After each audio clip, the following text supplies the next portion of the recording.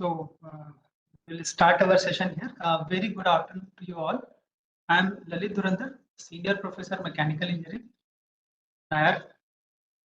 Welcome all the participants, officers and supervisors from Zonal Railways across the department, mechanical, commercial, operating and all others who have joined this webinar. And especially This meeting is being recorded. Zonal training centers have joined this webinar. So I welcome you all again.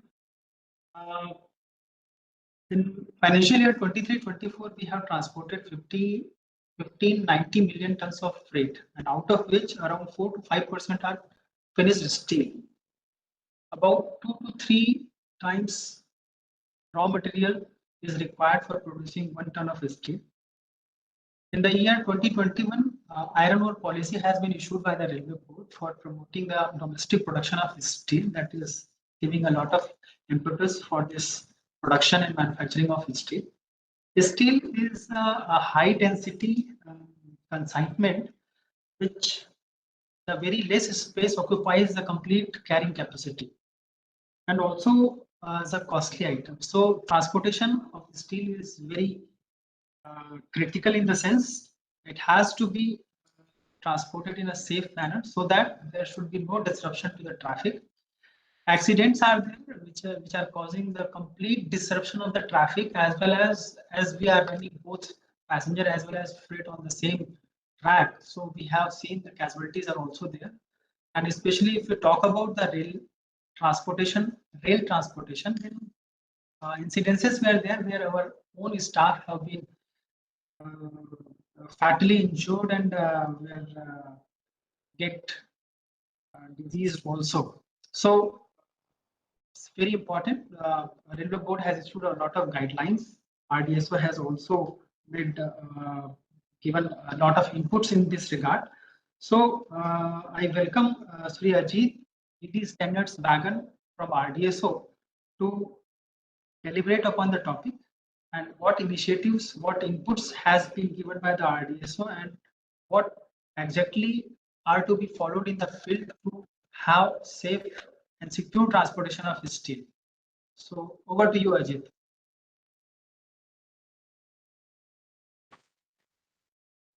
Thank you, sir. As rightly said by Senior Professor Nair, in 2022-23 and 23-24 also. Sorry, let me introduce myself. I'm Ajit Kumar Singh. I'm ED Standard Wagon, RDSO. I've been asked to share whatever work we have done in last a year or so on steel loading and lashing that I'll be sharing. So in 2022-23, we had a few incidents, and when we analyzed these incidents, patterns were almost similar. In some cases, these were the primary cause of derailment, and in 1 or 2 cases, it were the after effect.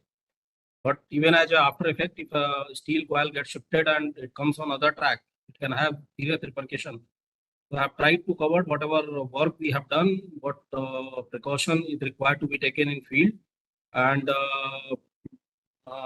apart from that, basic understanding of strapping and how things are to be done. Those are covered in my presentation. I will be just sharing that.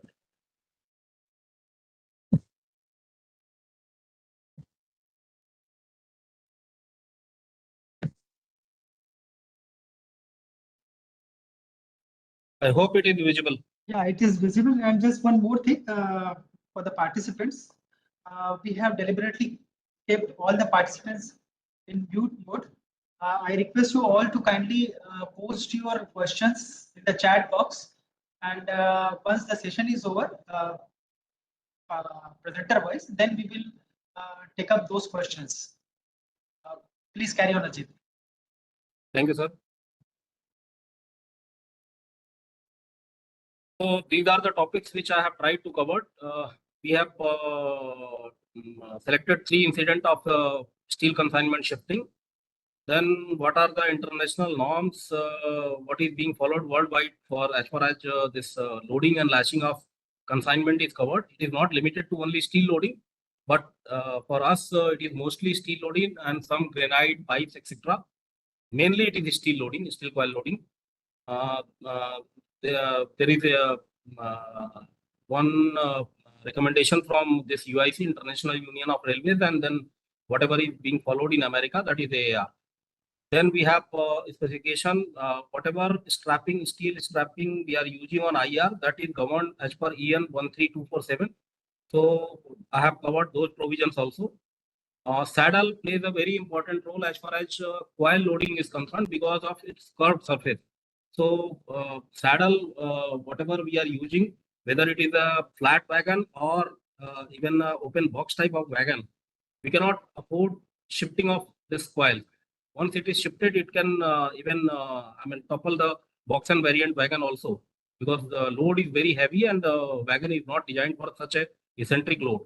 So that saddle design plays a very, very important role that I have tried to cover. Then we have done a important exercise of consolidating all the instructions for steel loading and lashing, including steel and other consignments. That was issued from Railway Board in month of May. So that I'll be covering upon. And then right now we have permitted this 1.45 mm thickness steel strapping. But industry reported that they are finding some difficulty in arranging 1.27 mm steel strap. So temporarily we have permitted this use of 1.27 mm thickness, that I'll also cover. So these are the three selected cases. The first case happened over EDFC. It is a case which happened in the month of January this year only.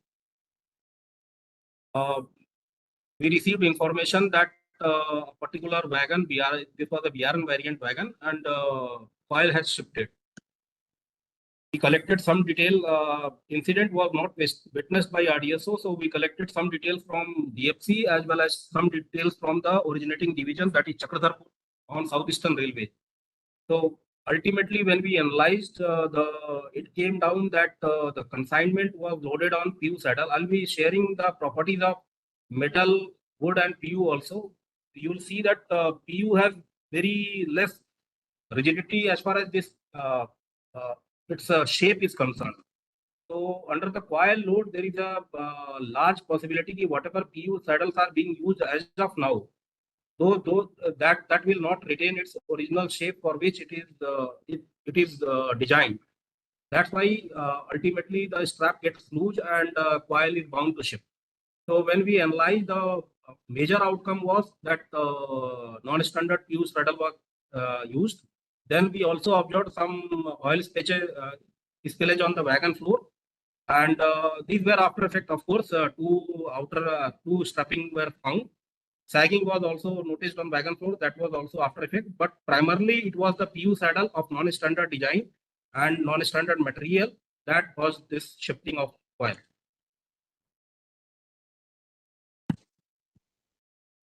In fact, when we investigated this case, we found that this particular wagon, including three other wagons, were advised for load adjustment by Chakradharpur division TXR based at Tata. Then also this incident happened. These are few photographs shared by Chakradharpur division only.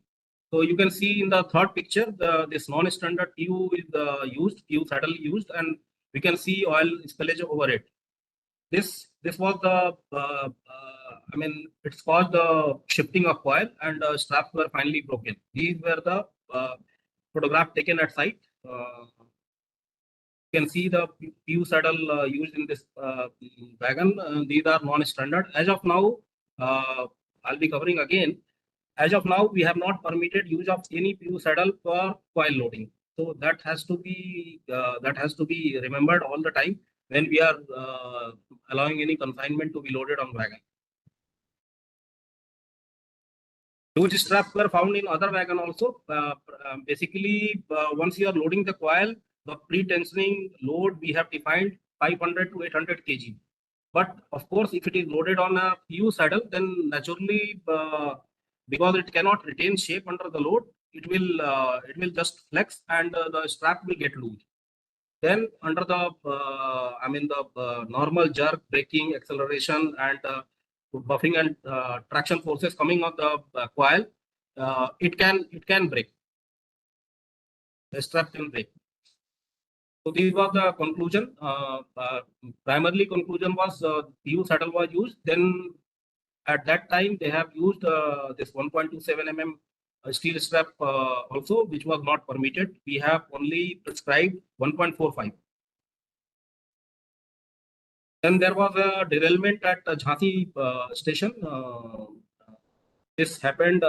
Report is of 1st April. Probably incident happened on 28th or 29th of March.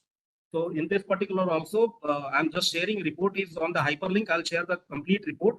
I'll just go through the findings so that presentation is concluded timely. So the main finding was that except for one wagon, all the wagons were loaded on PU saddle only. Straps were not properly tightened, and this position where lashing should be done, that was also not as per the drawing. So these were three major findings in this particular case. First was PU saddle was used, strapping was loose, which may be after effect also because PU saddle was used, and then this lashing was not at the proper location on the wagon floor. Then I have taken one case which happened on 28th May at in Mumbai division. 5 wagons, including one brake van, had derailed at Palghar yard of Mumbai division. These are the rake particular. It was loaded from the Voltaire division. NMDC steel plant is there. It was loaded from there. BPC, etc. of rake were perfectly all right. There was no issue with the rake. And this crane was running on a valid BPC and loaded in Voltaire division. These are the photographs taken at site. Finally, this is the outcome. Metal saddle, in this particular case, metal saddles were used, but those metal saddle were only 2 numbers were used, and that to be non-standard design. And again here, the steel strap used was 1.27 mm thickness against the prescribed 1.45 mm thickness. So these 3 cases, primarily you will see ki in all the cases, one primary finding is ki either PU saddle is used or strapping is not of proper thickness. If we have used metal saddle at all, it was not in adequate number or the design was not proper. So now I'm coming to the section as how we are, what reference we are taking on IR when we are designing this lashing and saddle on IR. So basically there are 2 norms. First is this UIC norms. This link has a particular document. This is an exhaustive document of around 150 page. It covers introductory provisions के अलावा use of wagon, then wagon loads. They define what is a wagon load. Then the most important thing for us is permissible dimension of load and method of loading and securing. What is the load permitted and what lashing they are using? That reference we have taken for designing our loading board. Then covering of loads. It's just for reference. We are not taking, as of now, we are not taking any reference from covering of load. So for us, permissible dimension of load and method of loading and securing from this document issued in 2020, we are designing our loading and lashing arrangement. Then similarly on North America, AR guidelines are being followed. It's an open library which is available at this hyperlink. I'll share the presentation. You can go to this hyperlink and download all these sections. There are altogether 6 sections. I don't know why they have not kept any section number 4. So altogether there are 6 sections which deals on different things. General rule for loading of all commodity. It's all these guidelines. I mean, all 6 sections are for open top loading. I mean, they are not talking about any sideways loading. So this is the case applicable for us. Whatever coils we are loading, either it's a flat wagon or it's a open box type of wagon, the loading is permitted only from top. So these are all 6 sections deal only with the open top loading, and that is applicable for us. So from here also we have taken reference, and based on these 2 UIC and AR norms suiting to our condition, we have designed our saddle. I'll be covering how we have designed the saddle and what all important things are to be seen when saddle. But strapping plays a very important role. So I thought I should cover some basic information about strapping. So strapping is basically whatever strapping is being used worldwide, at least on most of the railways, it is governed as per this European standard. 13247. Dimensions, width is almost standard. Nominal width is around 31.75 millimeter. Thickness varies from say 0.8 mm to 1.45 mm, and accordingly the breaking strength varies from 25 kilonewton to 49 kilonewton or 5 tons. And elongation, whatever elongation, if we are testing in the lab condition, then we should get at least 7% elongation at the ultimate tensile strength. These are the physical properties. These are important. इसको थोड़ा सा ध्यान देंगे आप लोग. Whatever straps are coming to your steel plants or stacking yard, you can very well easily check these properties. Just you have to take a piece of 2-meter strap. You put it on a flat surface. The center point should not get raised by more than 10 mm. I mean, the maximum camber of that steel strap should not be more than 10 mm. If a steel strap of 2-meter length is kept on a perfectly flat surface, the center on its own should not get raised by more than 10 mm. Both the ends should not curl more than 40 mm. Normally, there should not be any curl. If there is a curl, this camber will never come. But if camber is all right, if camber is not all right, you should also look for this curl. That bend at the end should not be more than, I mean, the end should not raise from the flat surface by more than 40 millimeter. Twist, if you are keeping it free, you are not holding by any means manually, then it should not rotate on its own by more than 30 degrees in any plane. Edges should be finished properly, and there is no welding allowed whatsoever. There is but absolutely no joint, visible joint or welding is allowed on this tensional steel strap. So these physical properties, I'll be sharing this presentation. Just keep in mind whenever, whenever you all are going for inspection, or even our TXR and SSCs posted at steel plants or yards attached to steel plants, they can very well check these properties. These are very easy to check. Apart from this property, you can also look for this marking. These are very easy to understand, and it is being followed universally. I mean, if it is a 31.75 mm and width and 0.8 mm thickness, then you will see only a single 0. And whatever we have prescribed, 31.75 mm width and 1.45 mm width, thickness, you'll find it will have 3 zeros followed by an M. And inside this 0, you'll have the initial code of particular manufacturer. If say any manufacturer is having ABC name, then that 0 will containing that A. Size of that A is also prescribed, everything is given. So whatever straps are coming to you, whether it is standard or not, or it is properly as per EN norms, these physical property and marking you can always check. Finishing by visual inspection, normally it is a bit difficult, but an experienced person can always identify. You can always ask the steel plant or the loading party whether the finishing is painted and waxed or painted.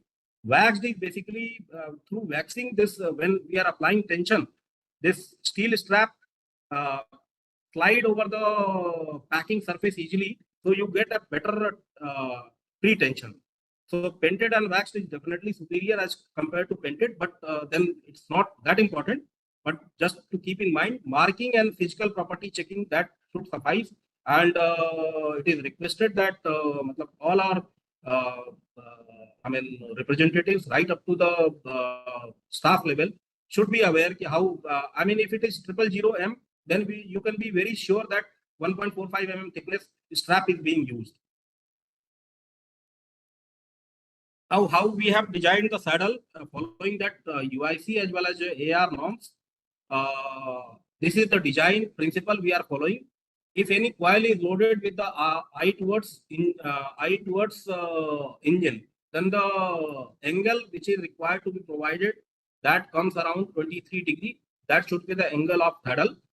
And if it is eye towards platform is loaded, then that angle is slightly sharper. It is made because of we expect more jerk in the longitudinal direction. That's why angle is steeper in this particular case. So this is how we have designed our metal saddle. These are the guiding principle. So it is just for reference. At times, whatever metal saddles are being used, you can just randomly check their angles and whether it is used for coil I2 engine or coil I2 wagon body, platform. So that way you'll be able to see whether the correct this thing is being used or not. Even a better ready reference is there. Whenever a coil is loaded on a metal saddle, it should not touch the floor of the wagon. That bottommost portion of the coil should never touch the wagon floor. It should be at least 18 mm from that level. Otherwise, it will have a tendency of loosening the strap and rolling. So that is one check. 18 mm gap should be there. And wherever this metal, coil is touching your saddle face, from that your saddle top in vertical direction, not the along the inclined plane. In vertical direction, it should be minimum 100 mm. So these are the design which are being followed. These are for I towards engine. Coil diameter based on coil diameter, we have kept the length of saddle. Length of saddle is the bottommost portion, and angle will definitely remain the same. Angle will remain same for either 25 degree or 30 degree. But then this length will vary according to the coil diameter. So these are the three sizes being used on IR. Accordingly, based on the coil diameter, we have classified in type 1, type 2, type 3. Type 2 is mostly being used, and these are the governing diameters. And this result we have checked from simulation as well as through the actual loading. You can see that the top portion in type 2 or any type, it is the minimum is 101. So it is always 100 mm or plus. And clearance between the wagon floor in any case is not less than 18.46. So both the criteria are met. So this we have checked through simulation as well as through actual loading, whatever saddle we have designed. So my request would be that in the last compendium issued in May 2024, all the metal saddle design, there is a separate drawing for metal saddle. Whatever metal saddles are being used, it should be compliant to that design. There was a request from industry. They had an earlier design that was also approved by RDSO only. They have sufficient stock of that metal saddle. So we have permitted that metal saddle for 1 year. So till May 25th, those saddles are also permitted. But whatever new saddles should come, it should come as per the latest drawing included in May 24th compendium. These are I towards platform. Here you can see the angle is 35 degree and coil diameter, it caters from 1400 millimeter coil diameter to 2400, and accordingly length varies. Here also type 2 is mainly used. Type 2, it caters to 1700 mm diameter to 2 meter diameter. Top point you can see is 112 mm or 163 mm. In only one case, result type 4, we got 99, that is close to 100. But exactly we did not get 100 millimeter in this particular case. But as of now, we have not done any design change because design is governed as per the AR and UIC norms. But in this particular case, the top point we get 1 millimeter less. But clearance, as far as clearance is concerned, it is almost 17 and beyond. So that criteria is also met. So these two things, whether that top point is 100 mm or not, and there should be adequate clearance between the coil bottom and floor of the wagon. These two can be seen easily whenever we are allowing any loading on metal saddle. Then we come to this compendium. I'll be only touching upon the important things. Rest of it is already shared with you all. Earlier in the month of March 2024, we have issued the compendium for the first time. What compendium means? Whatever wagons we are allowing for this such consignment loading, be it steel coil, be it granite, pipe, or any such other consignment, and all the wagons which are being used for loading of these consignments, all drawings got revised and these drawings were issued in one go, so there is no ambiguity. Otherwise, what was happening in some places, some earlier drawing was being used. So we just consolidated all the drawings and we issued in one go.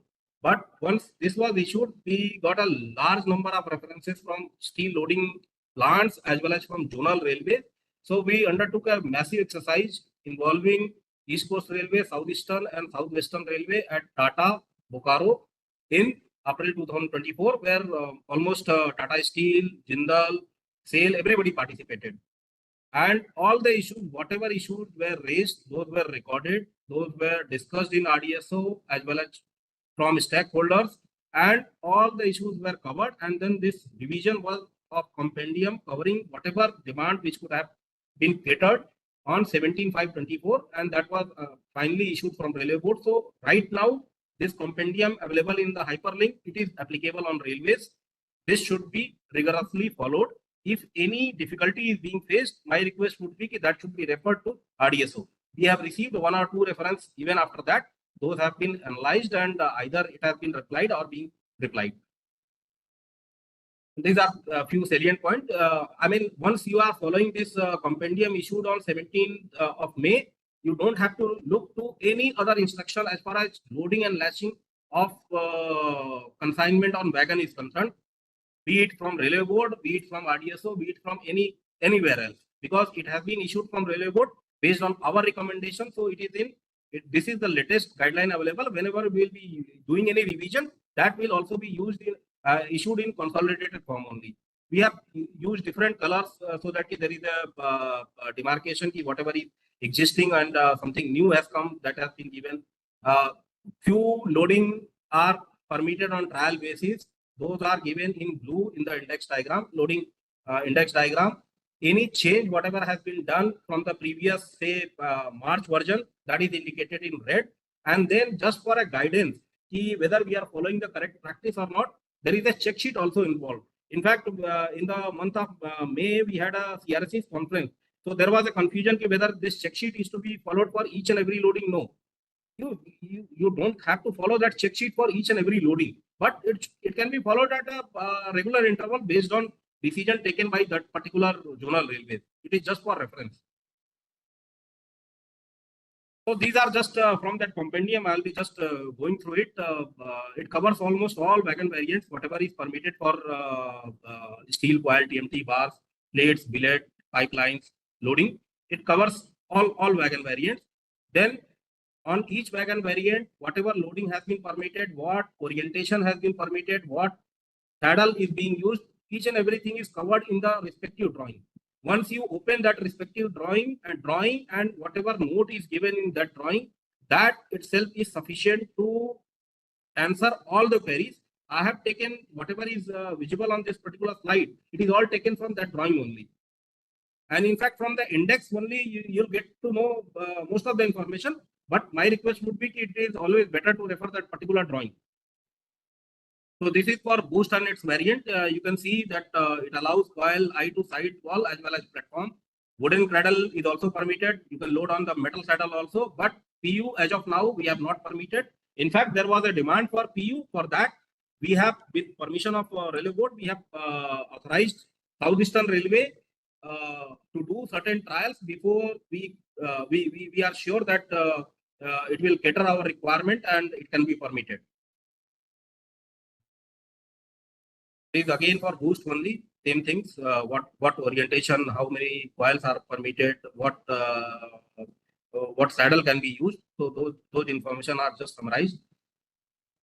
Box NHL also, box NHL there was a demand to increase the load at center, but box NHL wagon, let me tell you, because all of you from the country have joined. Box NHL wagon was never designed for this point loading, and we have massive box NHL wagon failure in 2022 and 23 because of steel coil loading. Almost 500 wagons have to be grounded practically for 6-7 months because of center seal failure.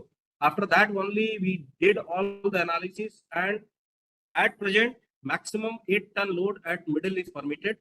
Beyond that, if any load is to be permitted, this will require wagon modification. That will entail a huge modification, and wagon tear weight will also change. In fact, there was a reference from Southwestern Railway to permit extra loading that we analyzed.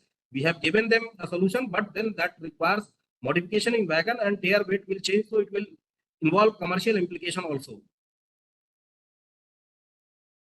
Boxen, as far as Boxen is concerned, there is not much of an issue. Whatever was demand from industry, that has been permitted. You can see in the middle, you can load right up to 22 ton.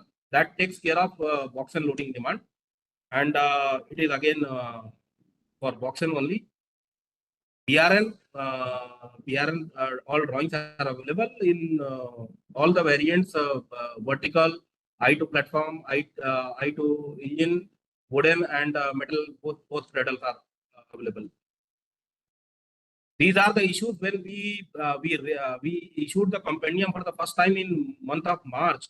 These were the issues raised by zonal railways and steel plant, and all the issues have been covered, and we have tried to address most of the issues in compendium issued in May 2024.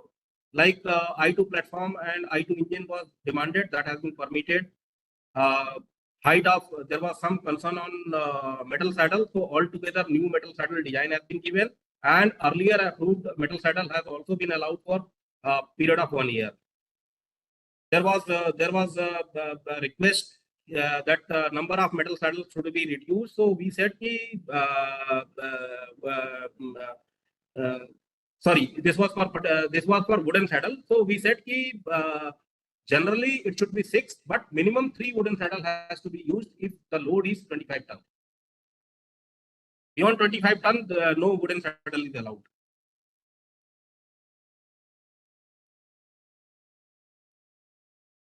I mean, I'll be not covering each and every. I'm just trying to say that whatever issues were raised by these 3 major railways, loading railways, and as well as our customers, steel plants, all the issues were analyzed threadbare, and we have tried to cover entire issue in the compendium issued in May. So my final request is only that compendium issued in May 2024 should be followed in without any exception. Then when this compendium was enforced, there was a crisis of 1.45 mm thickness steel strap. Although it is only from EN 13247, it's a standard strap, but somehow crisis was being felt. So what we did, based on the braking strength, we have just increased the number of 1.27 mm strap. It was a simple arithmetic formula. This letter was issued from Railway Board, and it is permitted purely on temporary measure till 4th of September this year. After that, we have to switch back to 1.45 mm strap only, because that's the standard product available in the market. And how these straps are to be used, I mean, it should be diagonally opposite so that the loads are balanced. If the additional strap is coming in odd number, then you have to increase the number by 1 so that you get equal number of straps on both sides for additional strap. Those sort of things are covered in that letter. That letter can be used for using 1.27 mm strap till 4th of September. After that, we should use this 1.45 mm thickness strap. At the last, I will only say that compendium, whatever we have issued from Railway Board on 17th May, that you can follow. Any issue should be advised to Railway Board or to RDSO. That is all. Thank you. Very much, Ajit. Just one question from ACM Masood. He is asking, what is the vertical limit for loading of wired coil one above the other? Pardon, sir? The question is there in the chat box. He is asking, what is the vertical limit for loading of wired coil one above the other? Wired coil above the other. Question is not clear. I think he is trying to ask. He can directly ask. I could not get the question. Vishal, please unmute all the participants. Or he can just text to me. I'll try to get back. Also we can do. And I'll put my number in the chat box. Yeah, and one more question is there, that is steel coil loading allowed in the container rigs? No, steel coil loading, it's not like that, sir. Steel coil loading is not allowed in the container. I mean, the container loading inside is governed by a altogether different set of rules. I'm just forgetting that document through which it governed. That internal loading is governed as per a different set of rules. Recently, we had received a reference from either Southwestern Railway or from Central Railway. We have replied back that reference. I'll share that letter copy, because ultimately it is in that particular case, it is the consigner or the loader who has to bear that responsibility, whatever is being done as of now by our TXR. Because once the container is loaded and sealed, there is no way that my person will get to know whether it is properly loaded or secured. So if it is in your knowledge, any loading is being done of steel coil inside the container, that provision, whatever is given in that document, must be ensured. A certificate to that effect should be obtained by General Railway. Thank you. Thank you very much, Ajit. Thank you for such a nice presentation. You have covered the case studies also, and you have given a very visual check kind of a thing for confirming the quality of strap, which is very much useful for all the officers working in the field, especially from the commercial and operating department. And very well said that the compendium which was missing in the field has been issued as per the advice of RDSO by the Railway Board. So this presentation and this compendium and all the things what you have shared is going to be very helpful for the participants. Thank you very much, Ajit. Thank you, sir. Now moving ahead, whatever the directions and guidelines has been issued by the RDSO and the Railway Board has been implemented in total at some of the railways, and there are deviation in the other railways. We have with us Sri B.S. Prabhakar, CRSE.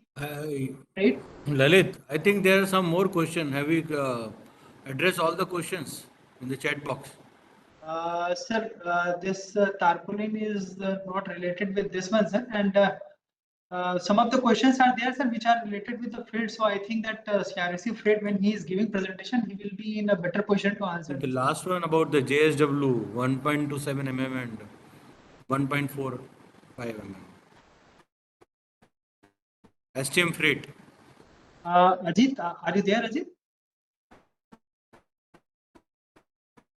I'm here, sir.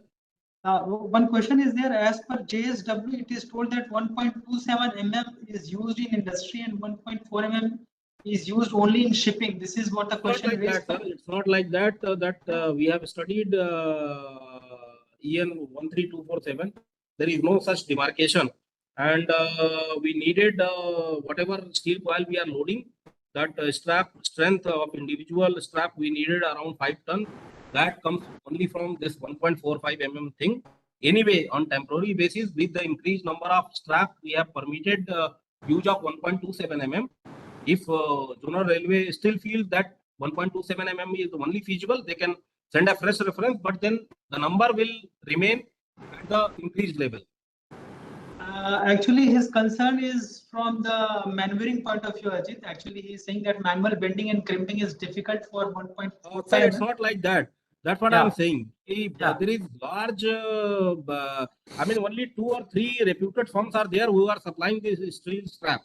It is a very specialized business. Most of the, reputed plants must be taking steel strap from them only. But if it is properly waxed and proper strap, I don't think so there should be any problem. Another question is steel coil being allowed in container rigs. Huh? Sir, steel coil can be permitted in container. There is a different set of guidelines for permitting steel coil in container. We have just reverted back reference from SWR. That document we have shared with them. It should be compliant to that document, because in that particular case, the proper loading and its lashing arrangement inside the container rests with the consigner or the loader. Okay, thank you. So Zonal Railway, whenever Zonal Railways are permitting container loading, steel loading in container, they have to be doubly sure that a certificate to that effect is taken, and at randomly or whatever their safety organization feels correct, it should be certified. I think CFTM also, CFTM SWR has put up a question. But I think that already you have answered, Jeet, that you have allowed temporarily. ठीक है sir, I'm 1.27. taking a note of this. I'll visit some steel plant nearby and let me check if it is 1.45 is really difficult. Then we will permit 1.27. But then that permission will be with the increased number only. Earlier, what was happening, sir? Against 1.45, 1.27 was being used, but numbers were as per 1.45. Now these two things cannot go together, sir. We are running mixed traffic, sir. At the same track, I am also running Rajdhani. So this. Yeah, that's correct. Ajit, as you are there, one question is there, although it is not related to the steel loading. This is asked by Senior Team Coordination Bilaspur. Sir. Covering wagon with tarpaulin. This is. Sir, it is not the correct way. Okay. I'll share the correct way of tarpaulin. I mean covering of wagon. Some guidelines are probably issued from RDSO also. I'll share with the senior DME. If it is not available in the most of the things, such things we take reference from AR and UIC. A note is being taken. If required, we will issue a guideline. Okay, right. Thank you, Ajit. Now I will request VS Prabhakar, CRSE Freight Southern Railway, to kindly share his presentation, what the good work they have done, what the philosophy they have adopted there in the Southern Railway for securing of steel consignment, which is giving good result. Over to you, Prabhakar ji. Thank you, sir.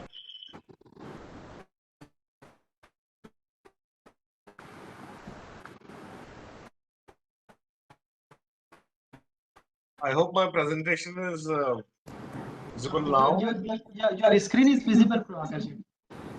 One second, I think the presentation is coming up. I have made this presentation keeping basically all our field staff in the mind, relating to the commercial, the operating, and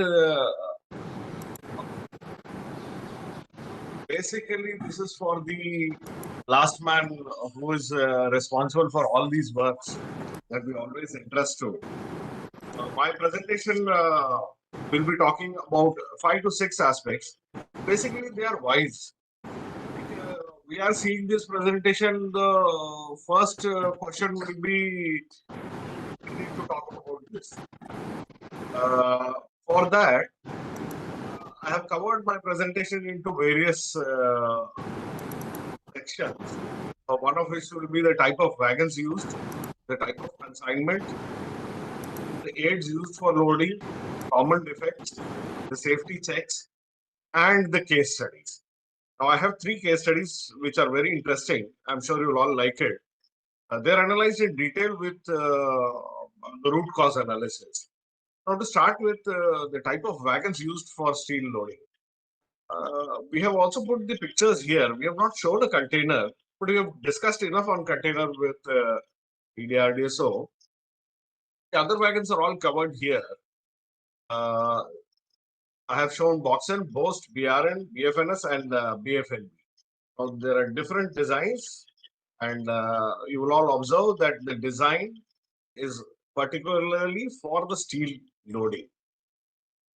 Now, what kind of steel loading in what kind of wagon? That I have covered here. Which wagon is used for which thing? I have Boxen in red here, you will note. Why red? That will come to. But the other things like most is used for steel coil, TMT bars, and all this is clearly visible. BRN also, BFNS and BFN. Now,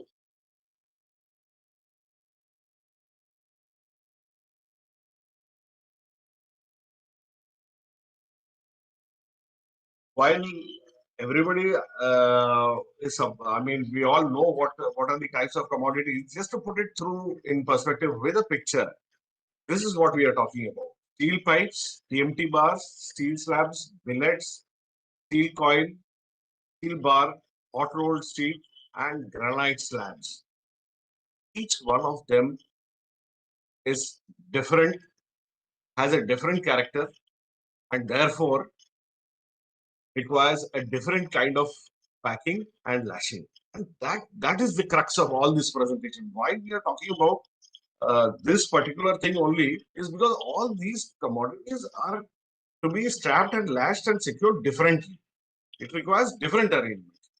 The same steam coil also, you will observe that there are different kinds of arrangements of the steel coil. The same steam coil can be loaded differently onto a wagon. That is also very important. Now, your immediate question would be what material are you using?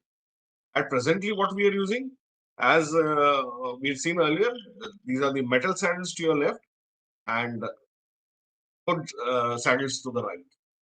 Now, what about the PU? PU we don't use, as EDS has already said, they are not yet certified. Aids used for loading and securing. Now, this is a very important part. This I mean, you will all realize this isolation hook which is there. This is the one which really holds that strap. On your left is the isolation hook. The steel coils are supposed to also be having loading, and the angle stoppers are to be provided. These angle stoppers are shown in the arrow to the bottom of the screen. These are also very important. How and what do they do? We'll surely discuss in the next slide. What are the materials used for securing? That will be the next question that you would have in mind immediately. Now, the materials used are steel straps. We have discussed some points already being brought on by DRDSO. I have also mentioned it in this slide, 1.45 mm or 1.27 mm thick. And what is the future? Like I was just going through the net, seeing what the other countries are doing. We do have nylon straps in other part of the countries. Does it have wooden bridges? Yes, the picture that I have included in this PPT in the right side, you'll find there are wooden bridges also there. Is that inner periphery and the outer periphery of the coil covered? Yes, it is. Is it different? Yes, it is different. Isn't it? You will not see this in the presentation. You can see that the coils, so the loading pattern may be similar, may not be similar. The wagons that they use may be similar, may not be similar. But these straps are also now.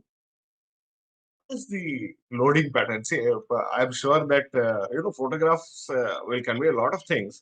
That is why I put this picture of I2 engine. What does it really mean? That circle that you see on the coil, that is the eye of the coil. That can be either to the engine, either to the platform side, or to the sky. Now, each of this has different kind of lashing and packing arrangement. As EDRDSO was saying, the kind of load that these transmit vary according to simply its positioning.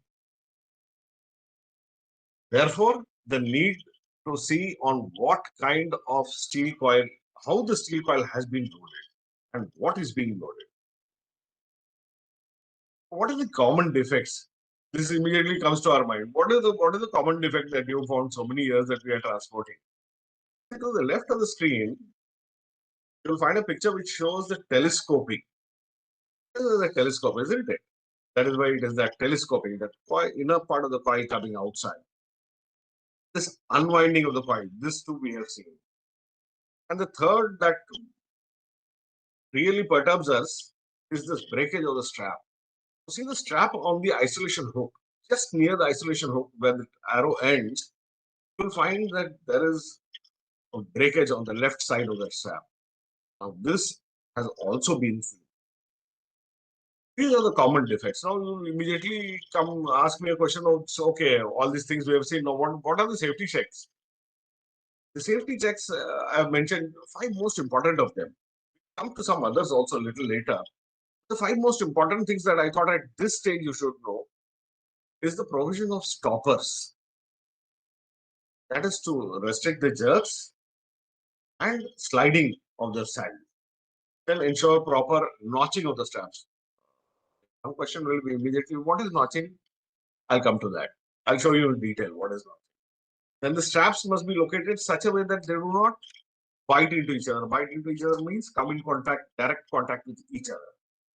And although these edge protectors are not included in any drawing, but the industry would be happier using them. because ultimately it is their product that is getting transported, and that product should get transported without any damage. Therefore, metal straps that we are using should not damage their own consignment. Therefore, I'm sure the edge protectors will be used properly by the industries themselves on their own interest. This is also a very important part. We'll talk about notching. So these straps are to be brought together and fixed so that at a particular, they don't move. The securing is good enough. How do you do that? You can do it by doing these three methods.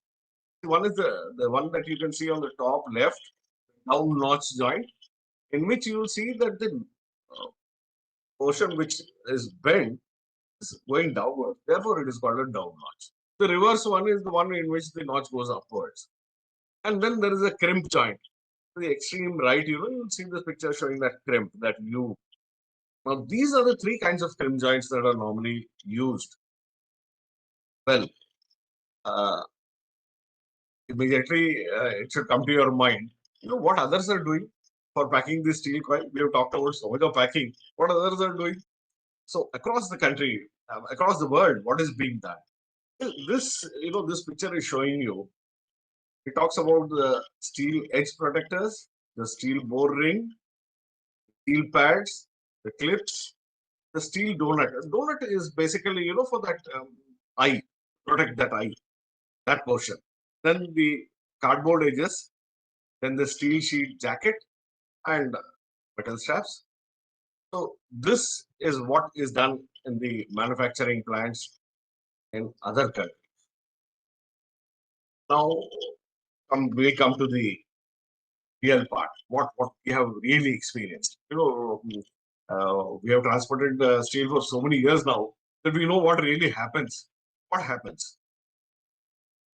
One case that is interesting of a steel coil tilting. That is the case number one that we are talking about. You can see it on the left side of the picture. The center one is a steel plate shifting, and the third one is also a case of steel plate shifting. Now we wanted to analyze why it happened. How can we avoid such kind of cases? That is the crux of this presentation. How?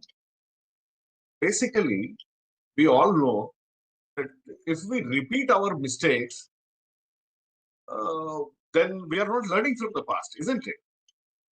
So what do intelligent people do? Intelligent people learn from their mistakes, and that's what this presentation is all about. See, this tilting of steel coil that I was talking about, we did a YY analysis. The first thing is that why did it? It tilted because of uneven load distribution.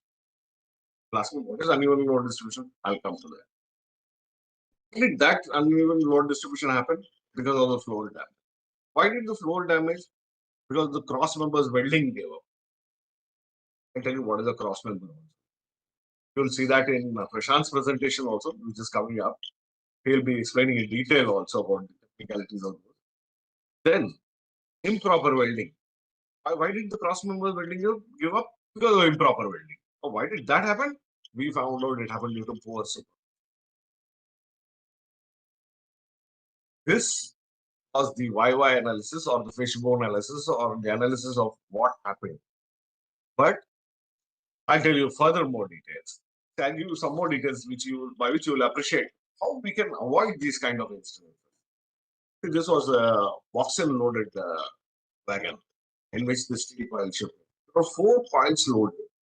All those 4 coils were of different, and the total gross weight was 63.02 ton. Now the allowed weight of in a CC plus 6 plus 2 box and wagon is 66.8. Was the payload more? No, it wasn't. Was the what was the steel coil having its eye towards the platform? I brought it out in bold. Why is that? Because as per the loading diagrams, as per the loading pattern, with every change in the direction of the eye, there is a different kind of transmission of weight, and therefore different kind of packing, different kind of landing. I think I'm repeating this, but that's more because that is the most important aspect in any steel consignment. So these 4 steel coils that were loaded in this particular box and bag, steel coil with a gross weight of 18.340 tons, was third, no, second from the advanced side, was found in prison. Now, these are the photos. You will appreciate what has happened. You can see on the left that a picture taken from the opposite angle, and to the right, another opposite. Oil has rested on the side of the wagon. If you took an image from the rail level, what you would see is this, that the picture to the left, the coil coming below the floor of the wagon. The coil has pierced the floor. One to the right, it's showing that the coil tilted and rested on the side. What would that do? It would obviously create a bulge outwards. Now, how can one detect this without seeing the upper portion? How do I know if there is uneven loading? In our YY analysis, we had talked about this uneven loading. If you remember, slides back. How could have one seen this without looking into the wagon? By seeing this side there. Now, according to me, does it require a TXR to check this? No, it doesn't. Can a commercial or an operating staff look at it? Obviously, he can. See, I have shown 2 images besides, 2 photographs. Is a photograph showing 15 mm gap of the side bearer, and the second has a gap of 30 mm. These 2 parameters can be, when we see wagons day in, day out, we also like walking on a track which we know very well. You don't look at the track every time, do we? But whenever there is some obstruction, you get to know. That kind of observation, if we had, we could have detected this much earlier. Could we have, could anybody have seen this? Yes, I believe anybody could have seen this. So just seeing the side bearer, this gave a big indication to uneven loading. Or I feel it could have been avoided. What happened? I was talking about the body bulge. The left top picture shows you how much bulge is there. The left bottom picture is a photograph taken from inside. As you can see, the ballast of the bottom, you can see how much the floor has gone down.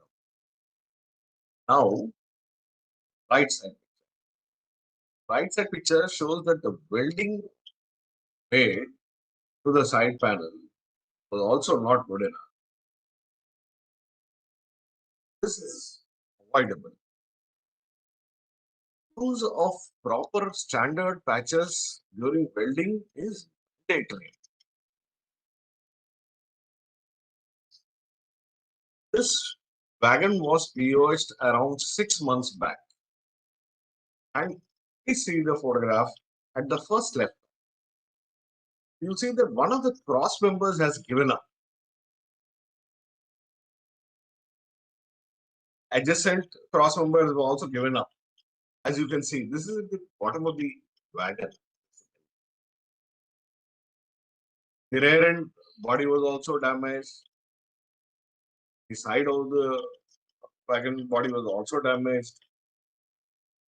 So, it's done well. That will be my question. It will be your question also, isn't it? Yes. What is the root cause there? You will ask me, okay, after all this analysis, what is the root cause?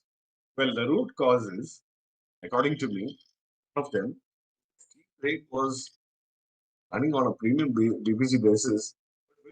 These wagons are also supposed to be examined by the TXR staff in unloaded condition before loading.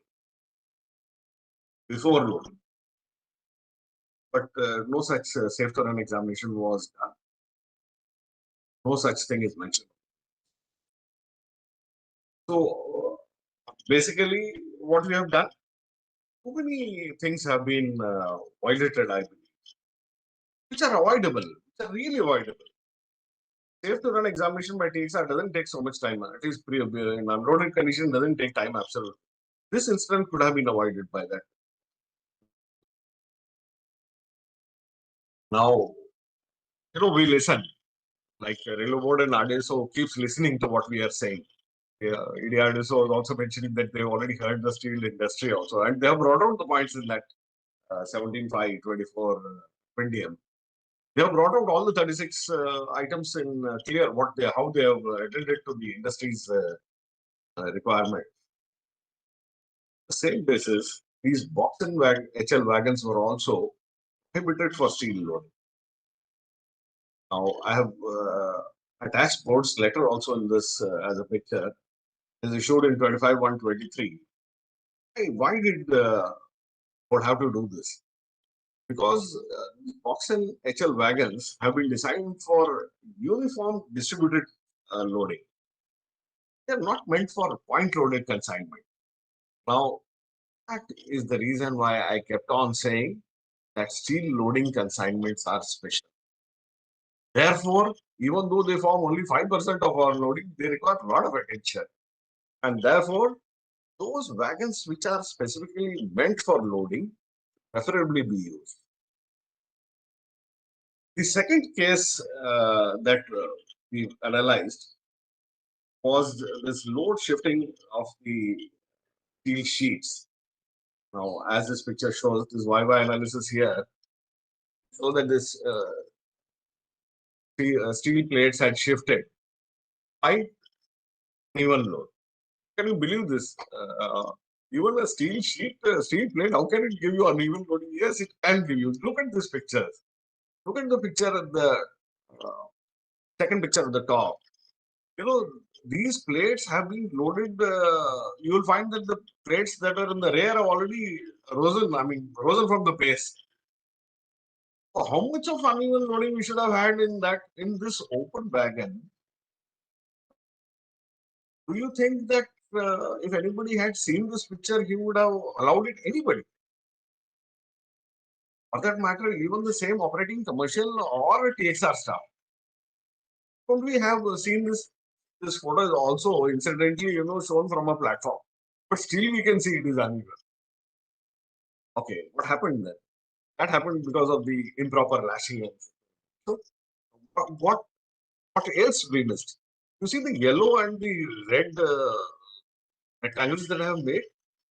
Now the red one, so at the bottom, first photograph shows those side stanchions. The side stanchions can be just removed and placed. They just need to be lifted off their horizontal position and brought to the vertical position and placed. That's all. It doesn't require huge technicality to do this. All those who are involved in steel loading, I'm sure, will know this. Has it been done in this case? No. This side stanchion, which you can see on the right side photograph, is clearly on its. It is not even put to stand. So these were not raised at all. What does one conclude on this? It is lack of knowledge in securing, isn't it? And what is that attributable to? That is also attributable to overloading supervision. Now, I go to the next slide. These are all BRNs. What happened in this case?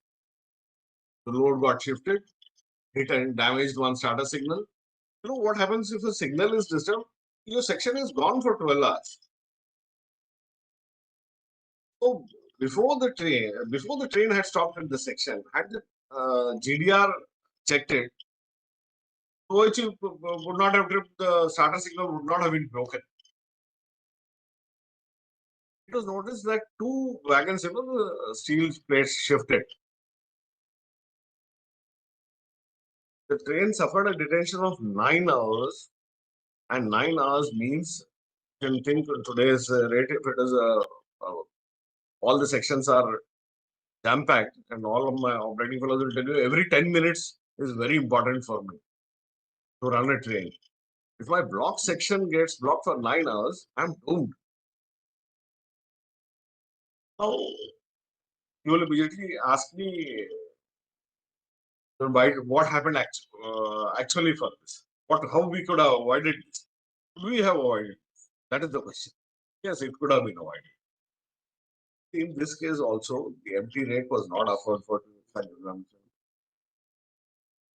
Loading check was also not done. The loading and securing of steel plates was also not done as per RDSO diagrams. The side stanchions were also not raised. And the GDR also failed to observe the shifting or the improper placement of the load. When the GDR observed this, he is informed that the 13th wagon, there is a problem. But even then, this train was not subjected to a proper TXR examination and allowed to move to the next year.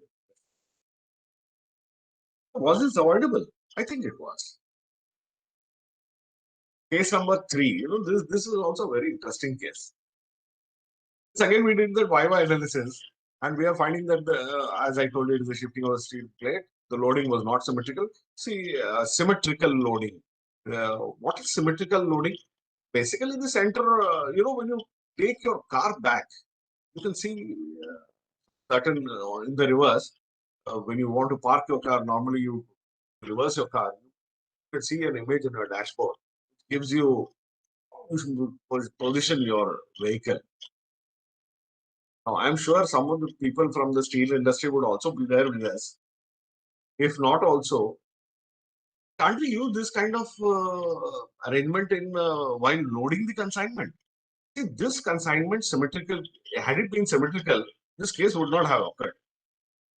As you see, it's shifted from its center. Side of the wagon as a complete load, on the other side doesn't have anything in it. See the second picture, you can see that. The steel straps got cut. In this case also, we found that the side stanchions were not raised. Why did that happen? I believe it was poor knowledge in securing and also poor supervision. This was a BRN wagon, as you would have seen. The stainless steel plates shifted to the right side, and none of the stanchion rods were found raised. A JCB had to be called, and SS plates adjusted. So this kind of case, you will appreciate. Anybody who knows a little bit about transportation also, or just sees, or simply sees, it doesn't require any technology to understand. Can't we see that it is very neglected part of our? Could we not have avoided it? We could have definitely avoided it.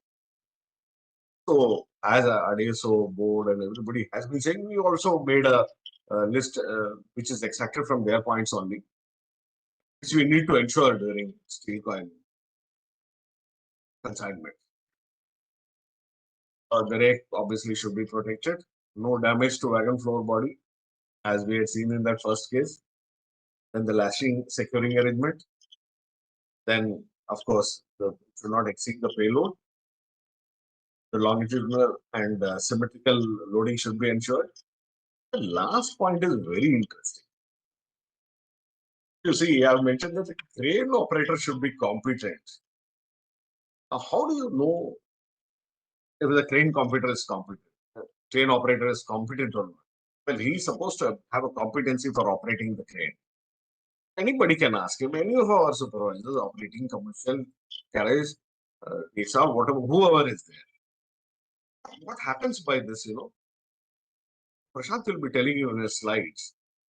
Impact of just placing the steel consignment with one or say 1 centimeter from the 1 centimeter height, if it is dropped, it will create such an impact.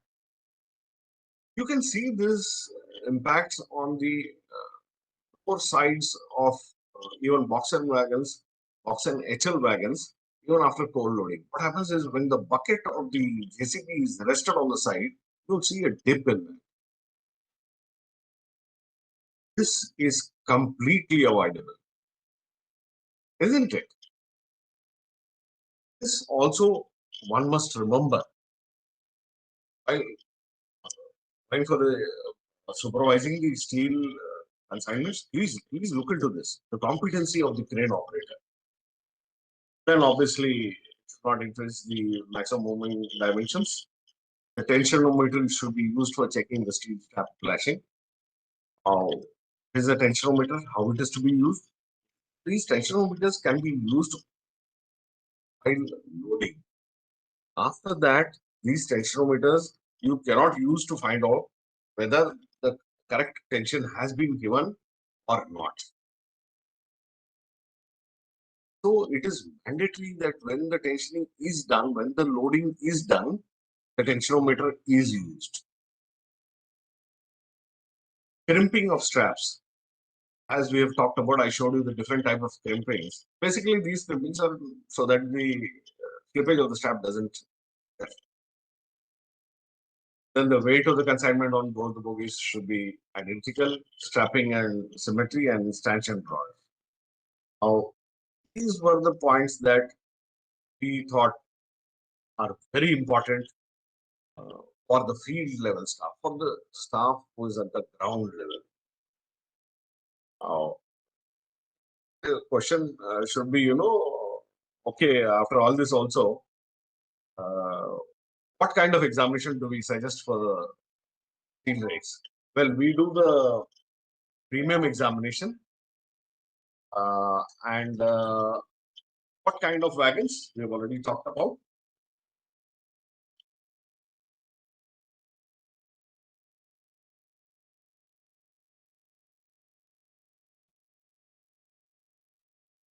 These rakes are basically subjected to safe to run examination in unloaded condition and endorsed under BSP, and post-loading check is also carried out. Validity of these BPCs are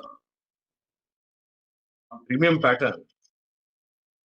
They have been extended by board up to 30th September 2024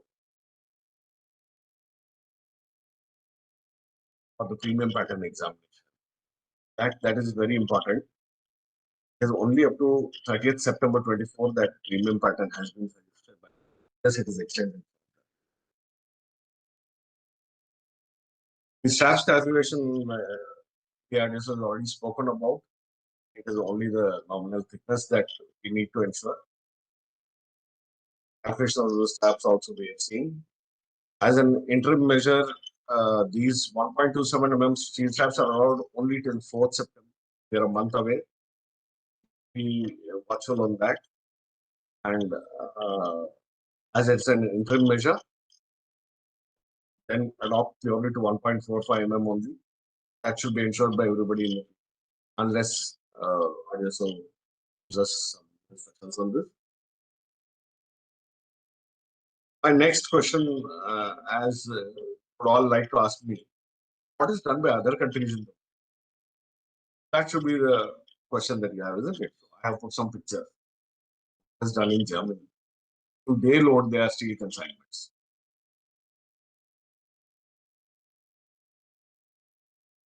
These are some other pictures of the same wagon.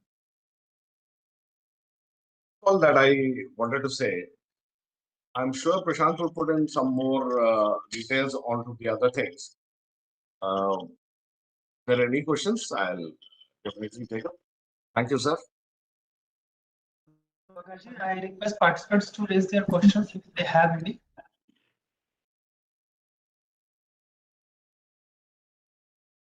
In the meanwhile, Prabhakarji, what is your experience regarding this maneuvering of 1.45 mm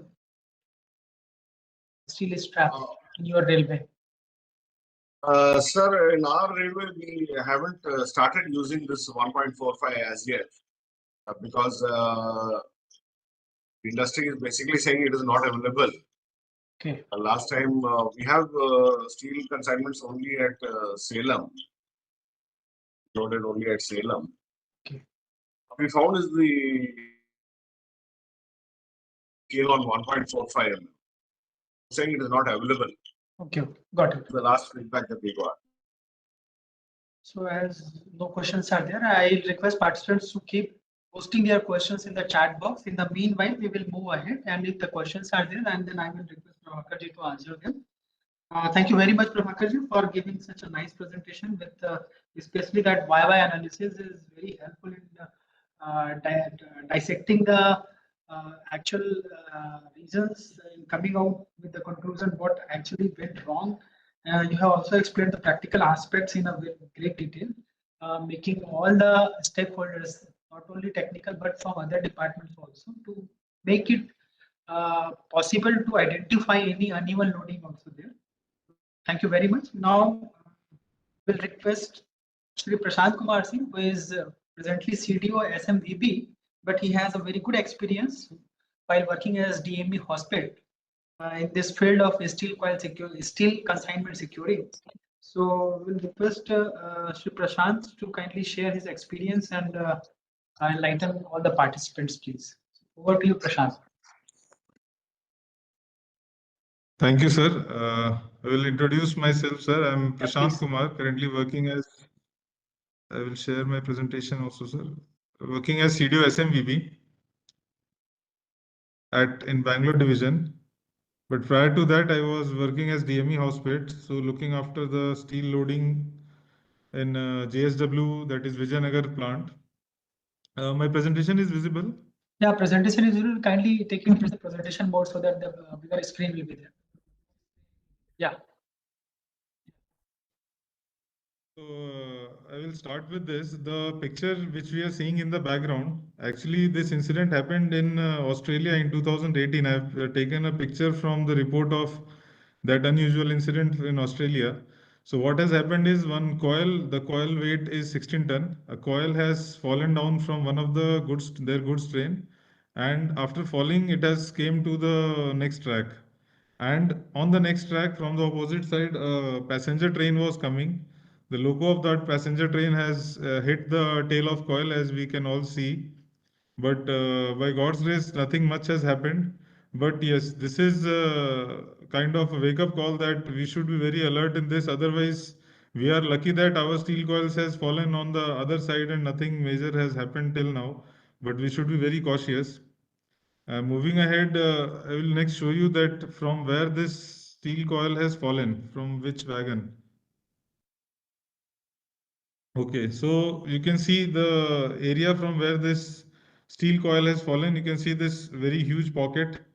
This pocket you can see, as in we are loading in wagons on the floor with the help of some metal saddles or wooden saddles, and there a coil has fallen from this. So why it has fallen from this is, if you read the report of that unusual, so in the end they couldn't find the exact reason, but yes, what they have improved is they have increased one number of strap, as well as they have made mandatory to provide this rubber mat on both sides or both the mating surfaces. So this picture was only showing there to tell this that yes, this is a very serious situation. Now I will come this next slide, that what are the steel commodities we are transporting. I will not take much of the time here. Only thing, the red color ones are the troublemaking area. So basically in all the steel consignments which we are shipping, the steel coils are the troublemaking area. And further, steel coils are being loaded in 3 configurations, as already explained by sir, I2 Sky, I2 engine and I2 platform. So, as per with the experience of all of us, we are very confident about I2 Sky configuration, because not much unusual has happened in this I2 Sky direction. But yes, then the troublemaking areas are I2 engine and then I2 platform. So then what are our focus areas? Our focus areas are: first, placement of steel commodities, under frame conditions, lashing and securing. So what actually I mean is, already the drawings are given to, the drawings have been circulated by RDSO. Everything is there in the drawing, but still there are few areas which cannot be put in the drawing, but it should be on our observation, that what we are allowing, how we are doing. Still, you can see in some places that steel commodities are generally dropped from a height of some 1 feet or half feet from on wagon floor. So we should understand that wagons, suppose if you take for example box and HL wagon, the underframe material for box NHL wagon is IRSM 44, which is not as ductile as box and wagons IS 2062. So the moment we are dropping any of the consignment of steel consignment, definitely it is the invitation of crack. And once a crack comes in this system, then there is no way going back. Then is the underframe conditions and lashing and securing. So I will go one by one to this underframe conditions. Okay, so in this slide you can see this. This is the underframe of one box and wagon. This is just top view. In this you can see the long one, that is you can see the long bar from both ends coupling. That is called as center sill. Then the perpendicular ones are at the bogey points. These are called bolsters. And उसके बाद जो perpendicular आप देख रहे हैं, these are cross members. So after the C channels which are connecting cross members, you can see. So now actually what I want to show from this is we have to imagine a little bit. Suppose if I am loading a coil in I2 sky configuration, then the saddle's position will be as the green one. If I am going to load a coil in I2 platform configuration, then the saddle for that will be loaded, will be available in the center red one. And if I will load a coil with I2 engine configuration, then the saddles will be perpendicular to center sill as blue one. So now you see, this is evident from this only. Members are center sill, bolsters, cross members, but generally these C channels do not take much of the load. In all the configurations, as you can see, the safest one which with the point of load distribution is I2 sky, because all the saddles are further distributing load to the load taking members of the wagon. Now coming to I2 platform configuration, two of the saddles are resting on C channels, as you can see. The LH and RH, two of the panels are two of the saddles are resting on C channels. That means C channel welding is weak, then that means my coil is definitely going to sink on one side. Now the third configuration, that is I2 engine configuration, the saddles are perpendicular to center sill and the load is being distributed on the center sill.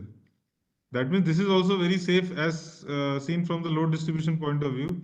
But then in I2 engine configuration, then our coils are most prone to jerks due to traction and buffing forces, or due to jerks in any shunting or anything. So that's why if I'm loading in I2 engine configuration, our ground staff, that is SAC's technicians and the people who are doing post loading, should be aware that if in I2 engine configuration, I should be very confident about my lashing and securing. In I2 platform configuration, the underframe condition at that particular area should be very good. Otherwise, the coil will definitely sink. And I2 sky configuration, as it appears, it is mostly, it is very safe only. And moving ahead, this is the summary of what we discussed. So from the old slide only, that I2 sky configuration, it is most stable configuration to load. The restriction, that is only restriction in this configuration, is width, or you can say height, should be less than 1.5 times of diameter. And with my experience, nearly 80 to 90% of coils come into this category. And load is evenly distributed amongst the underframe structural members. In I2 platform configuration, one saddle is on the center sill, the center one, but the other two on the C channels. In case of weak or bent C channels, I will show you one picture how actually it happens in I2 platform configuration. So in case of weak or bent C channels, coils may shift downwards, making the coil unstable. Then underframe condition should be strictly checked in this configuration. Also, full length runners or wooden wedges or metal saddles should be used that should resist any rolling tendency.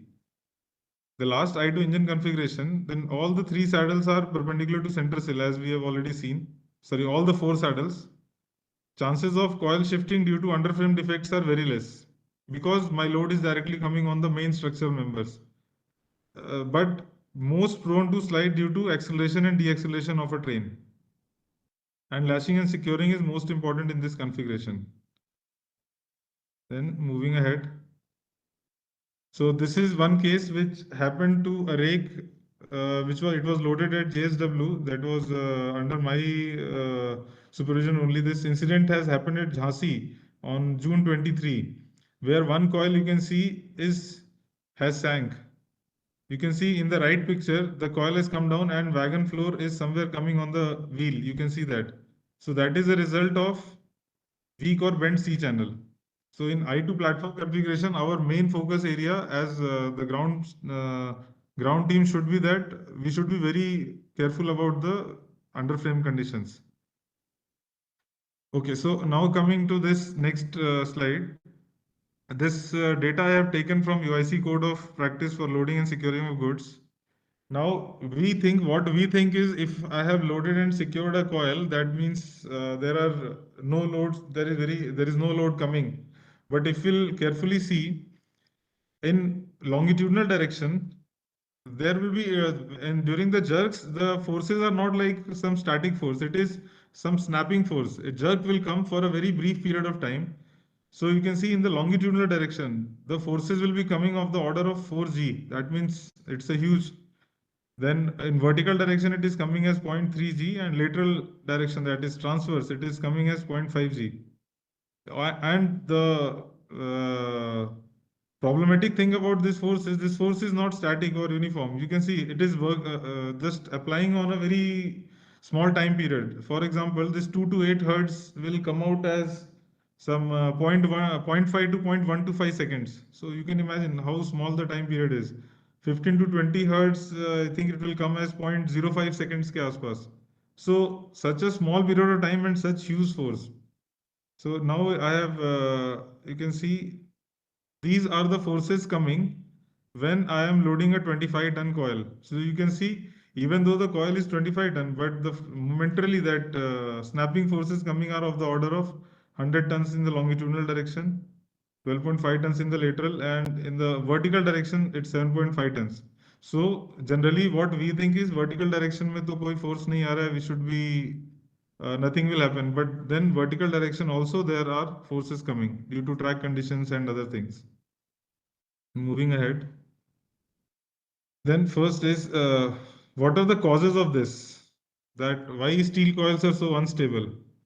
The first is that is a most unstable shape for transportation, as we all know, and it has been covered already. Then steel coil is a storehouse of energy. Steel coil is not just a simple granite or something कि भैया वो change नहीं होगा. उसका state is always unstable state. Because of spring back मतलब अगर हम that is a tendency that it will unwound, it will open up. So the consequences is sliding or rolling of coils that we have already seen, unwinding of coils, telescoping of coils that is already explained, and loosening of straps and bands. So then you can see this, just 1 second to go back.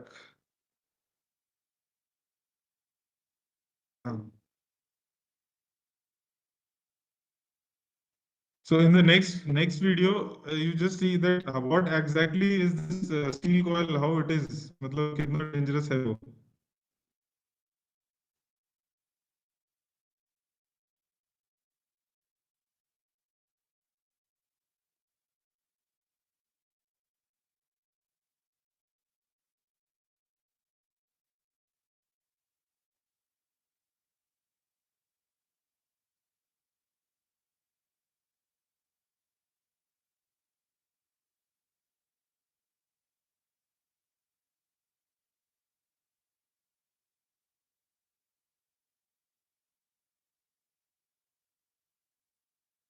What you're just seeing now is a spring. There is a coil.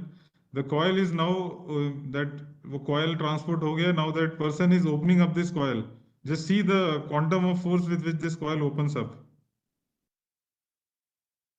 So this is the amount of energy by which the coil wants to open up. So in nutshell, if I'll say, basically we are transporting a time bomb from point A to point B. That time bomb is that steel coil.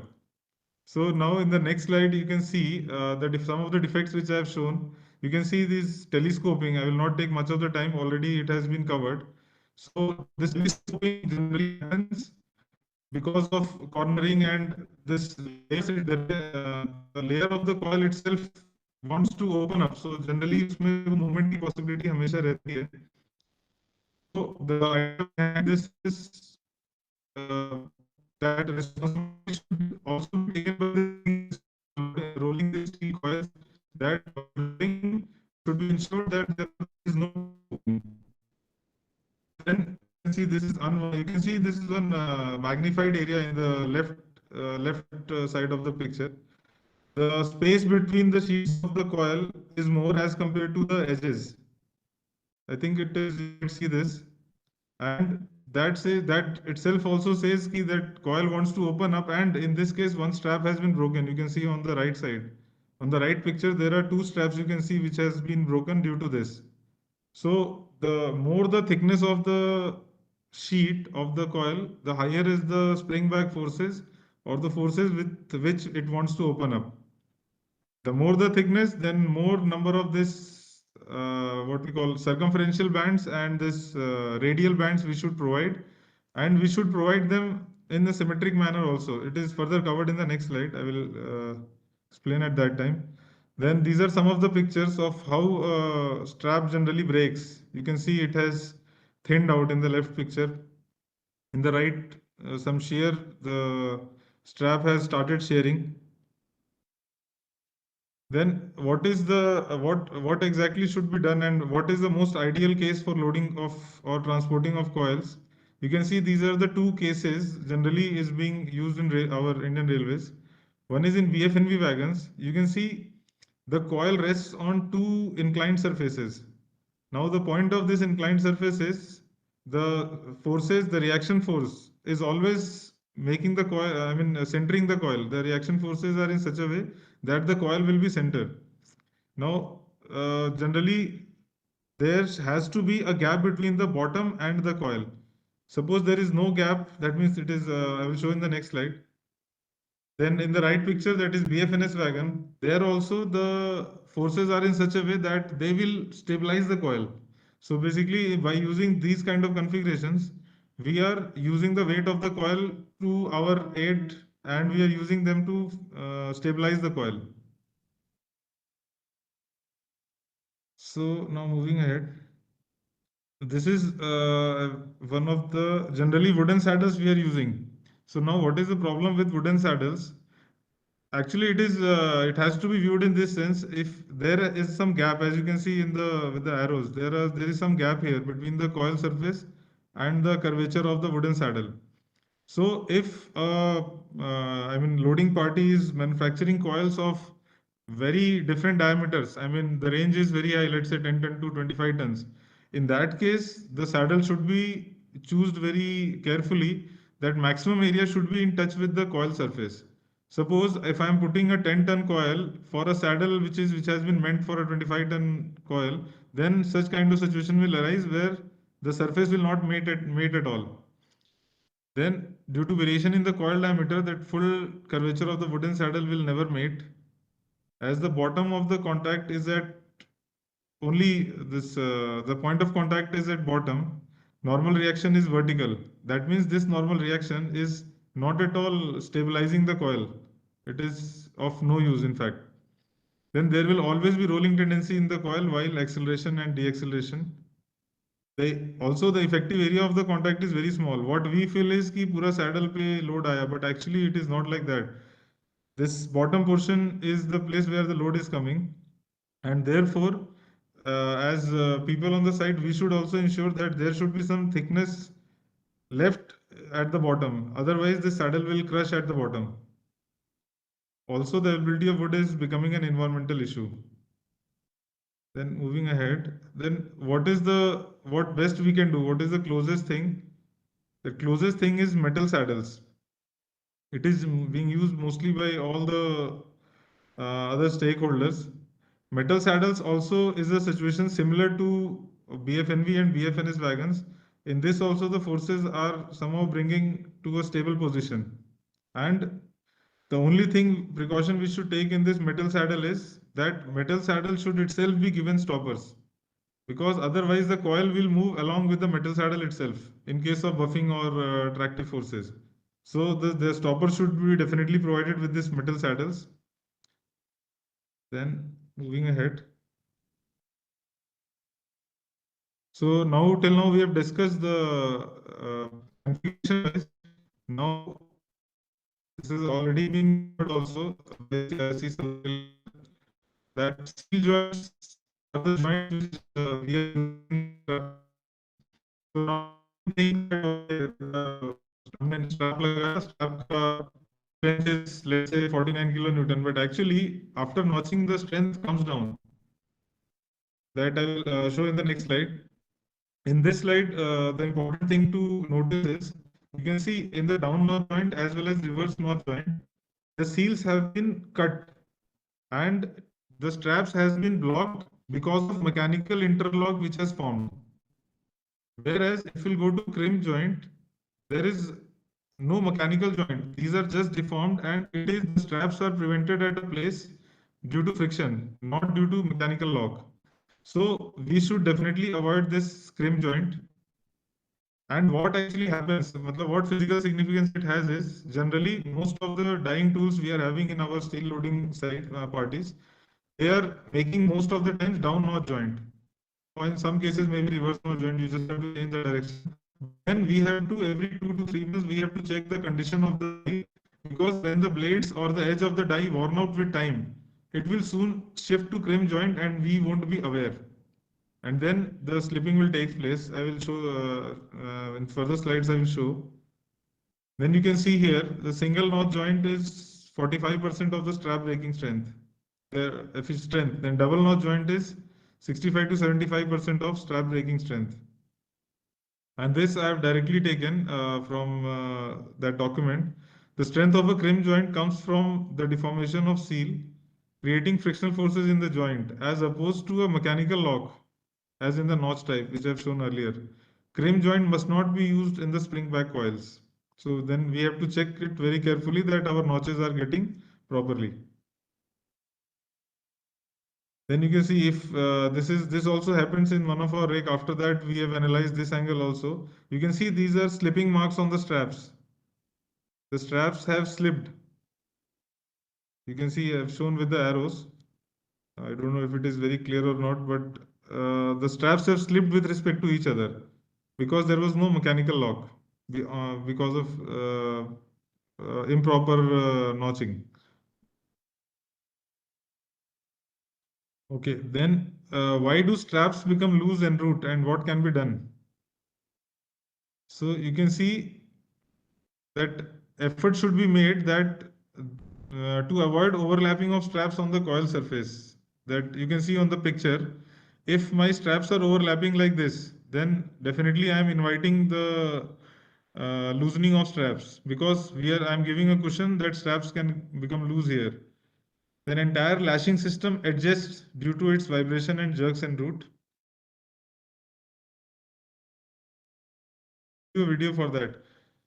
Then tension of the strap can only be measured at the time of tightening and not en route. This is because the tensometer is designed in such a way that we cannot just put anywhere and measure tension. It can be used only while tightening. Then isolation hook should be welded perpendicular to the strap to the extent possible. The wagon which is being used for transporting steel coils, there would be some isolation hooks already welded here and there. So most of the cases, the people of loading party, they will be using those isolation hooks only, and there is no harm in that also. But point is, we should try to use those isolation hooks which is perpendicular, as perpendicular as possible. Because if it is in an angular position, then what happens? The strap will slip on the isolation hook. I will show in this video. This is a video of tightening a steel coil, a strap around a steel coil. You can just see how much it goes and what happens.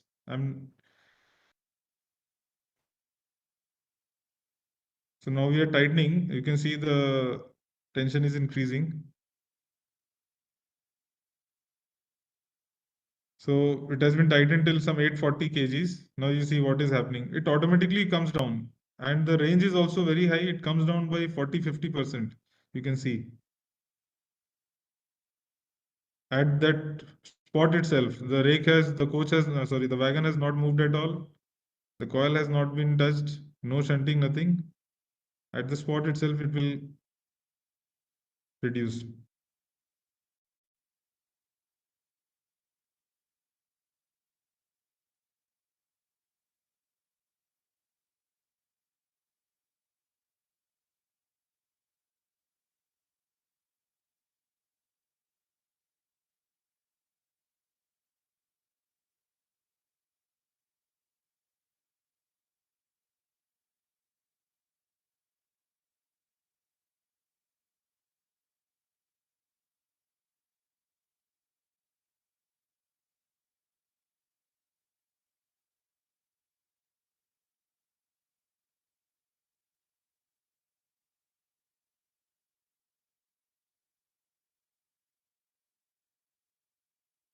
So you can see from 840, it has come to 540.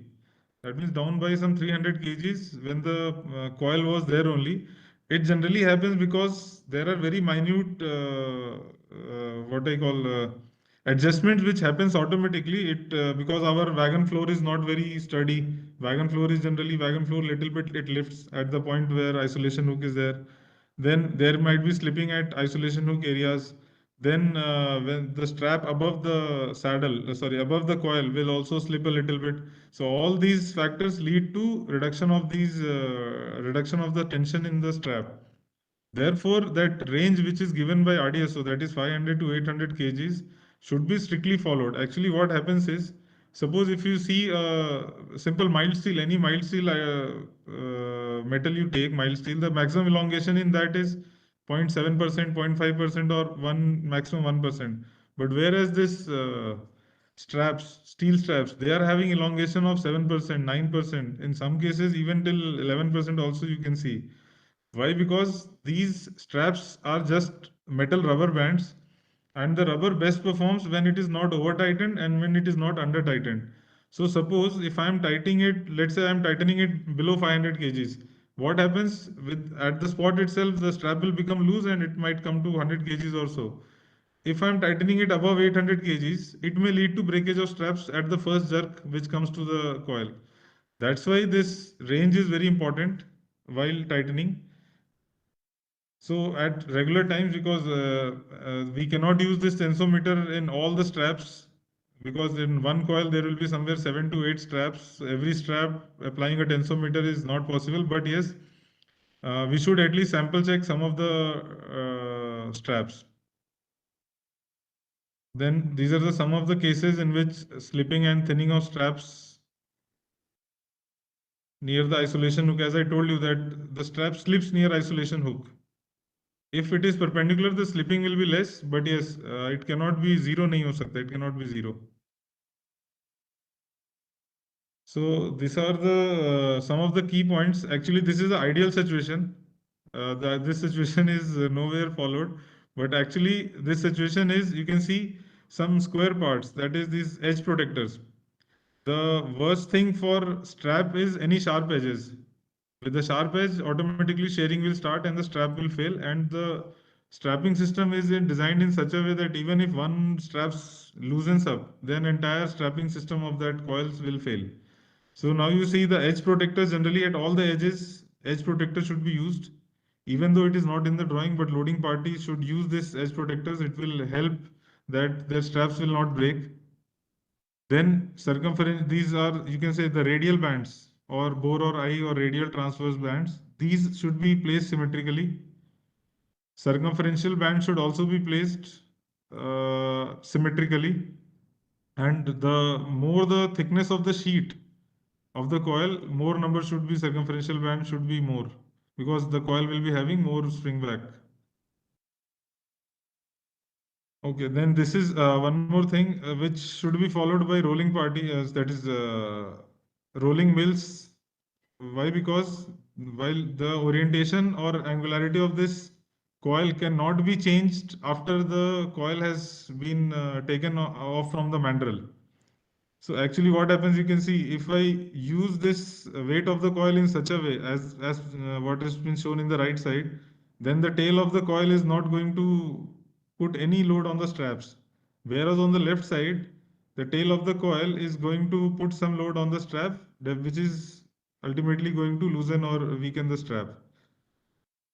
This position you can see generally it is being called as 7 o'clock to 8 o'clock. If you see the position of the tail of the coil, so either 7 o'clock or 8 o'clock, or it can be on the right side, that is 4 o'clock, 5 o'clock. That would be the best best location that my tail should come somewhere in this region. Okay, then there are some incidences which happened because of shifting of load. So this is most of us are aware, but still I wanted to share. I have shown here the load distribution in passenger versus freight stock. You can see in the left side I have shown LHB coach. LHB coach is having a tare weight of 39 tons and a payload of somewhere 6 to 7 tons. Whereas in box and wagons the tare weight is 22 tons and payload is 58 tons. So you can see both persons who are carrying these loads on their back. Anybody can say that the right one is more prone to instability. So this is actually our freight stock. It is very prone to instability because its self weight is not too much. Then this slide shows exactly what is this load density which we call. You can see this all are 1 ton. 1 ton of coal is this much. 1 ton of granite is this much, and 1 ton of steel is this much. So the idea behind this is this 1 ton of steel is going to create much imbalance, or you can say offloading in the wagon as compared to a 1 ton coal. That's why we rarely hear anything about ki coal ki wajah se load matlab there was load distribution was not proper. But steel ki wajah se yes, even if it shifts, it is definitely going to offload one of the wheels. Then how much off center is allowed? Generally in field, this question comes up. You can see on the right side, this is a perfectly placed steel coil. That means from both the side walls, it is 100 mm, 100 mm. Now let's say this blue color coil has been placed by someone, and from one side it is 150 mm, and on this other side it is 50 mm. So whatever field supervisors or field people they are doing mistake is they are subtracting 150 from 50 and telling that it is 100 mm offset. But actually it is not 100 mm, it is 50 mm only. So even if because generally वो wrong perception चला जाता है, then how much is allowed? Actually, we don't have any limits as of now, but I will just share some of the limits followed across the world. In this, only Chinese railway speaks about this off center, and it shows that the transversal distance between cargo's gravity center and the wagon's symmetrical center should be within 100 mm. But still, as of now, our intention should be in a way that it should be as symmetrical as possible, because we still don't have any limits regarding this. Then this is one of the responsibility matrix that in the entire transportation of steel coil, that is from point A to point B, who all are the stakeholders and what precaution they should take. So then first I have started with rolling mills, because the safety of steel coil start from rolling mills itself and not the loading party. While rolling, it should be ensured that there should be no telescoping while rolling of the coil. Then location of the tail of coil should be between 7 to 8 o'clock or 4 to 5 o'clock. Minimum 2 circumferential bands and minimum 3 number of radial bands or bore bands or straps. Then loading party, steel commodity to be placed smoothly and must not be dropped.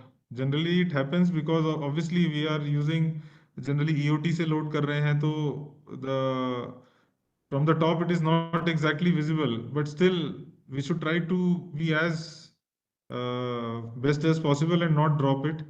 Lashing and securing to be as per drawing. Strap must not be over or under tightened. Then also one more thing, straps must not intersect with each other. Some of the straps, if they are intersecting or touching each other's edges, then definitely they are going to bite into each other. And should load the coil as symmetric as possible.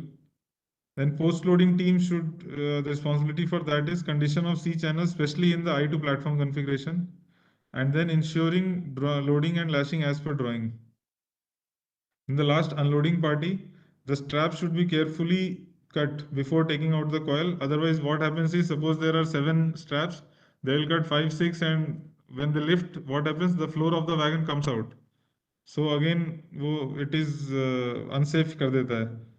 Then while taking out the coil, it must be ensured that wagon components are not damaged. Generally, while lifting, what happens is lifting करने के time पे that coil is swinging in the air.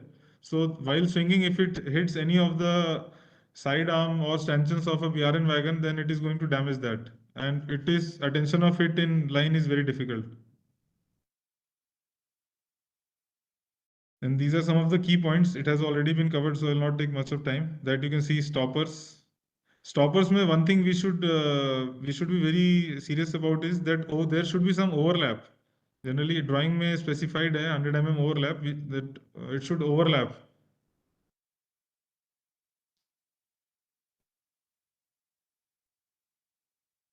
This has already been covered. You can see stoppers, then edge protectors.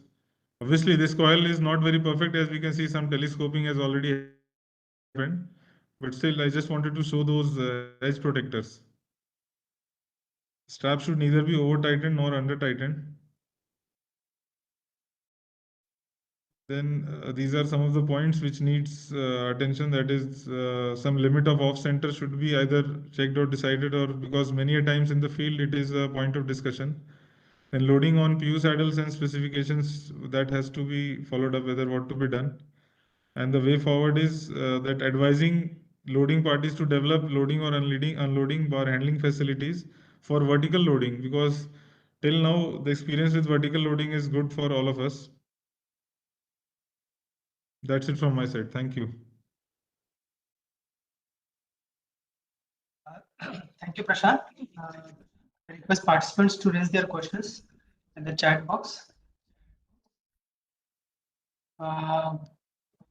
We have with us our Director General Sri B.K. Agrawal sir.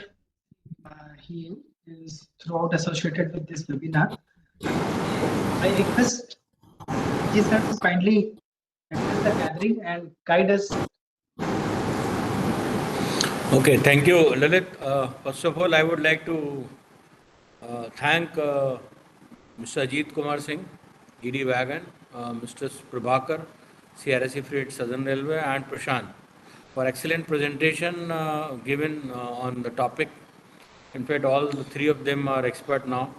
And regarding RDSO, I am very happy to note that a lot of work has been done by RDSO in last 1 year regarding that steel coil. That has become a hot issue. I am very happy to see that now we are referring to UIC and NAIR guidelines, which were unnecessary, which were not, we were not doing that earlier when I was in Wagon Directorate. So it's a very welcome change, and the right thing to do that we should learn from others, the other railways which are following. And it's good that RDSO has issued a lot of instructions, compendium, and they are very, very receptive, and whatever, when any suggestion is there from the field which is worth looking at, then they take it in positive manner and then they modify the drawings immediately. So it's a different RDSO now, different Wagon Directorate now, which is a very good, and I would like to thank again Ajit and his team for such thing. Regarding Prabhakar Saab, he has given a very good presentation, and he has brought out very important points regarding what precaution is to be taken during loading, and he has also given us good perspective on what all is there in the other railways. And Prashant has dealt with technicalities and many things which are there which need to be done. Overall, I think if we do all this, then there has to be, I'm sure that there will not be any unusual incidents. Especially the two things we have to ensure that whatever wagons are offered for loading, they have to be fit for loading as far as underframe is concerned. And after loading, a proper check has to be done. If we do that, ensure it, I am sure that no untoward incidents on Indian Railways will happen. Already 4 conferences have been done under under leadership of AMME on this topic in different parts of the country, north, south, east, west. With this also, I think it will further help in ensuring safety of steel coil loading. as brought out by all of in the presentation. The steel coil are the most critical as far as safety is concerned.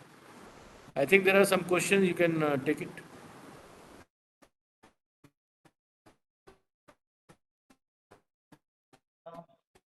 There's a question whether steel loading. BD Wagon, I think if he's there on the line, he can take it.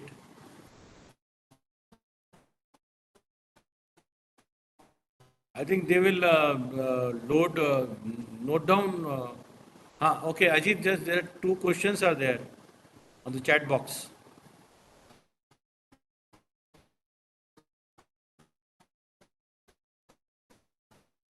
उसको unmute कर दो Lalit, BD Wagon को. Vishal. Participants can yes, sir. unmute themselves. Yes, sir. Yeah, you're audible, Ajit.